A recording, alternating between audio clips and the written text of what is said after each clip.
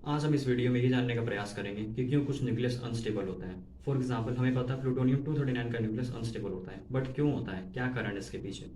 तो जैसे आप लाइटर एलिमेंट्स में देखेंगे, जैसे carbon 6 neutrons and 6 protons, nitrogen 7 protons and 7 neutrons, oxygen 8 protons and 8 neutrons, आप पाएंगे कि यहाँ न्यूट्रॉन्स एंड प्रोटॉन्स की संख्या बराबर है।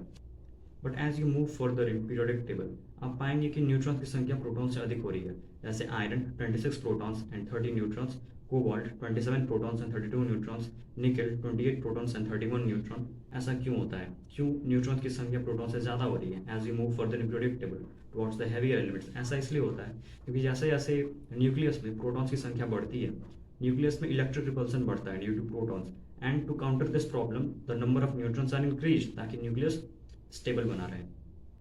यदि हम कुछ हैवी एलिमेंट्स में देखें तो वहाँ न्यूट्रॉन एंड प्रोटॉन का डिफरेंस और बढ़ जाता है। जैसे lead 82 protons and 125 neutron, cadmium 48 protons and 64 neutrons. इसलिए हैवी एलिमेंट्स में न्यूट्रॉन का प्रोटॉन से ज़्यादा होना उस न्यूक्लियस की स्टेबिलिटी के लिए आवश्यक होता है। अब हम प्लूटोनियम 239 को देखते हैं। प्लूटोनियम 239 में 94 प्रोटॉन्स एंड 145 न्यूट्रॉन्स होते हैं। प्लूटोनियम के इस आइसोटोप का न्यूक्लियर फ्यूल की तरह भी यूज़ किया जाता है। प्लूटोनियम 239 की हाफ लाइफ 24,000 ईयर्स होती है।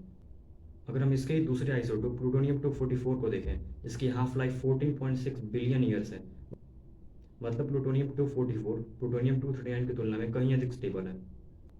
प्लूटोनियम 244 में 94 प्रोटॉन्स एंड 150 न्यूट्रॉन्स होते हैं, जहां प्लूटोनियम 239 में 94 प्रोटॉन्स बट 145 न्यूट्रॉन्स होते हैं। यानी 5 न्यूट्रॉन का डिफरेंस प्लूटोनियम 239 को एक अनस्टेबल न्यूक्लियस बनाता है।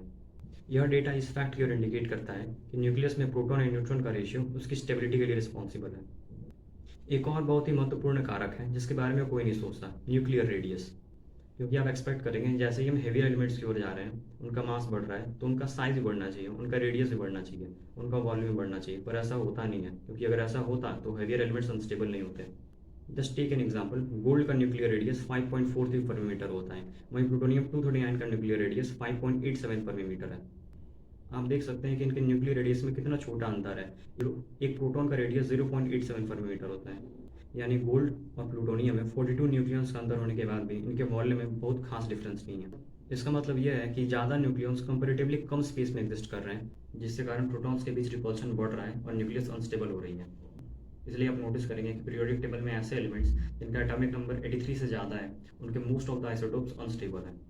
तो अभी तक हमने ये जाना कि न्यूक्लियस की स्टेबिलिटी के लिए न्यूट्रॉन्स एंड प्रोटॉन्स की संख्या और न्यूक्लियर रेडियस, ये दो इंपॉर्टेंट फैक्टर हो सकते हैं। ऐसे इंटरेस्टिंग वीडियोस के लिए सब्सक्राइब करें। धन्यवाद।